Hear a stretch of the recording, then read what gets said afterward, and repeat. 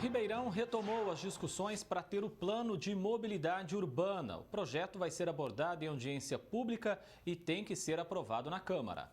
O texto foi elaborado pelo Departamento de Mobilidade Urbana, criado em junho de 2021 na Secretaria de Planejamento e Desenvolvimento.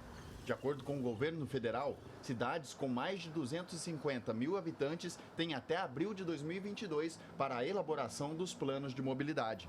Ainda neste mês, vai acontecer uma audiência pública onde a população vai poder dar sugestões. O plano de mobilidade apresentado promete melhorar a acessibilidade das pessoas com inteligência, consciência ambiental e eficiência logística. A ideia é reduzir o número de carros nas ruas e também melhorar o tão polêmico transporte público coletivo da cidade. Nós estamos planejando Ribeirão para até 2050. Nós vamos ter que melhorar as calçadas para ter acessibilidade para essa população caminhar. Vamos melhorar as questões das ciclovias, interligar vários bairros com as ciclovias, com os bairros novos que já possuem e, de fato, melhorar a questão do transporte coletivo, que seria esses modais, né, que são os 57 quilômetros de corredor de ônibus. Este especialista em direito urbanístico explica que mobilidade vai muito além do trânsito e que Ribeirão demorou para ter o plano. É como se fosse se você não cuidar, é uma veia entupida, entendeu? Então tem que ter fluição.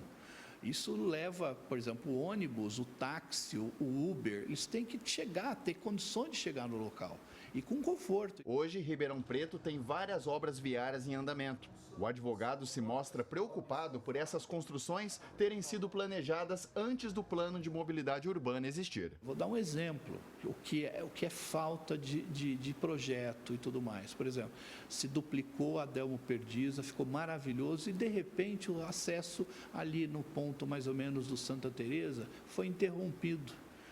Ou seja, gastou-se dinheiro, asfaltou, ficou maravilhoso e, de repente, por alguma razão que eu entendo, só pode ter sido mau projeto, né? Não se foi projetado, e aí precisa se quebrar tudo que é feito. Já este especialista em tráfego elogia as primeiras ideias do plano, mas alerta que o mais difícil é ter dinheiro e colocar em prática.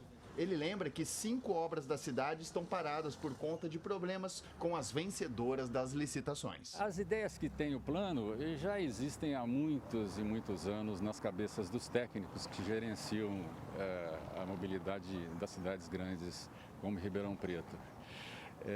O que precisa, na verdade, é a implementação. É a prefeitura ter condições técnicas e de pessoal e operacionais para implementar essas ideias que já são de domínio da parte técnica no Brasil já faz mais de 30 anos. Reis teme que as discussões e futuras obras sejam feitas com tempo apertado. Como o plano é muito amplo e muito bom, haja vista essas obras do Ribeirão Mobilidade que já estão sendo implantadas e, mesmo assim, são obras importantes, mesmo assim estão indo em ritmo lento, não é?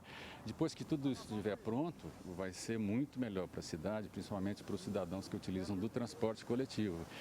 E aí, passado alguns anos, eles terão que reavaliar e verificar o que pode ser melhorado em cima das diretrizes do plano de mobilidade.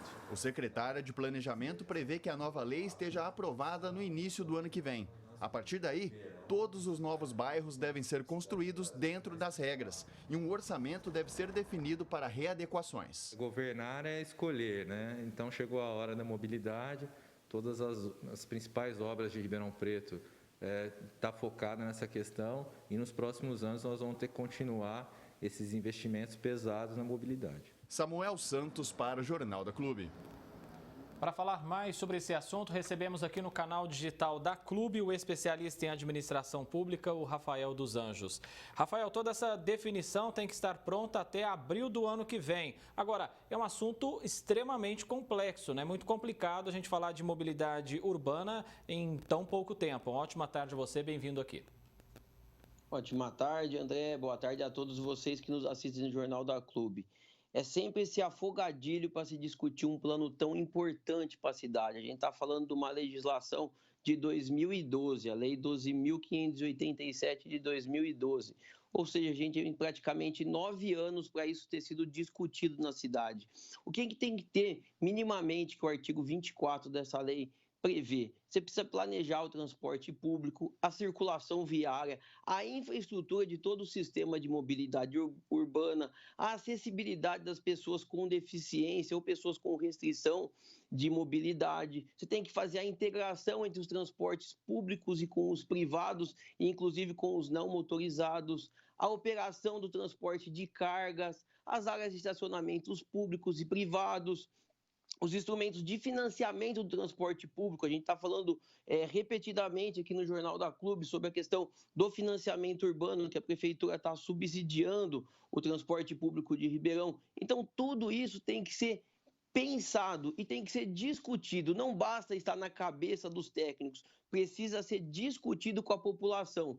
Então, a gente precisa tirar esse tecnicismo e conversar abertamente, numa linguagem fácil, simples, para a população poder entender e poder efetivamente participar disso. Rafael, nós temos inúmeras obras espalhadas por toda Ribeirão Preto que fazem parte desse plano de mobilidade também. São obras de mobilidade.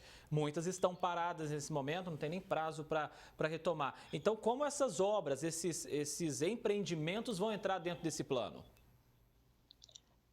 O ideal seria o planejamento antes da execução. O que a gente tem é o sentido inverso. Antes de pensar no todo, a gente fez o específico. Agora a gente precisa que esse todo abranja essas obras que estão em execução e que elas sejam terminadas. Então a gente foi fazendo o que seria antecipar de maneira rápida, querer tomar atalhos, e tomar atalho não é o melhor caminho, como bem disse o especialista que antecedeu aqui na reportagem. Faz uma reforma linda, uma via muito importante, e aí depois interdita porque tem uma outra obra que não foi prevista, ou não foi planejada, ou não foi feita de maneira concatenada. A gente anda pela Presidente Vargas, pela Independência, a gente vê diversos problemas nessas execuções de obras, por não ter um planejamento, por não ter um sincronismo na execução dessas obras. Agora, Rafael, as informações elas estão à disposição de quem quiser, enfim. É fácil participar de discussão de mobilidade urbana em Ribeirão Preto? André, em tese, tudo está disponível para o cidadão. Agora, na prática, isso é muito difícil. É muito difícil o cidadão, principalmente aquele que não entende de gestão pública, que não tem o conhecimento técnico de gestão pública, conseguir ter acesso a essas informações.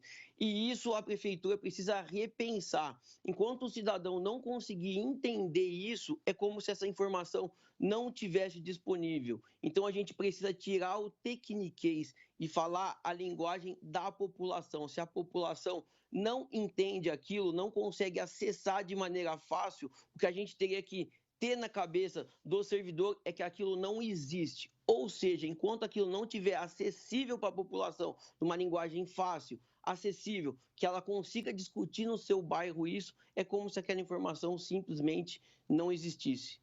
Ribeirão Preto, a cidade como um todo, cresceu nesses últimos anos. Na sua opinião, Rafael, esse crescimento ele foi planejado ou não? Tem vários problemas que terão que ser corrigidos da agora para frente.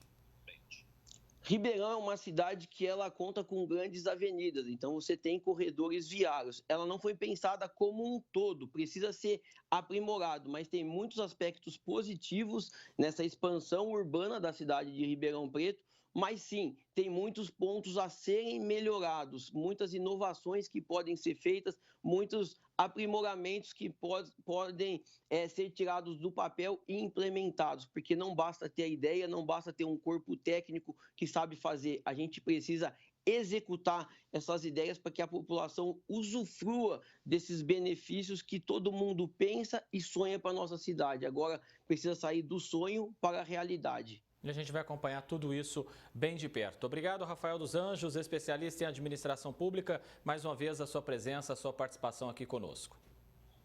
Eu que agradeço, André. Uma boa tarde a todos. Um abraço, até mais.